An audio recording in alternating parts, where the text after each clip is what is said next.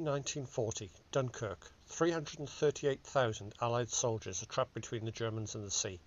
Operation Dynamo begins, one of the greatest evacuations in history. And at Bastion 32, the Operation Dynamo Museum tells this story. And among its exhibits is a chapter often forgotten, the Indian Mule Companies. By the late 1930s, the British Expeditionary Force relied heavily on motor transport, but vehicles had a major weakness.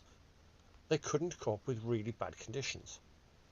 That's why Britain brought in Indian units trained with animals.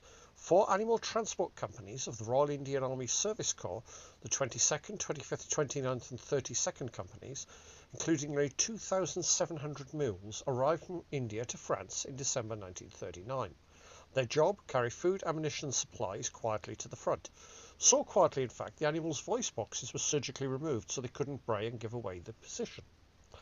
Now, the winter of 1939-1940 was among Europe's coldest in decades. The animals lacked proper shoes and there were no field forges to make them.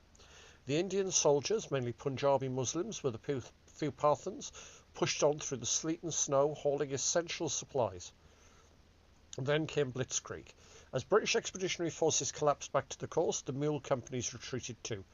The 22nd Company was captured just before Dunkirk, but the remainder reached the perimeter. But when the evacuation began, there was no space on the ship for animals. Soldiers, deeply attached to the mules, were forced to abandon them or hand them to French civilians. And yet there were moments of courage. Commandant Molek Dad Khan earned the Indian Distinguished Service Medal for calmly reorganising his troops under heavy fire and reaching them to safety without losses.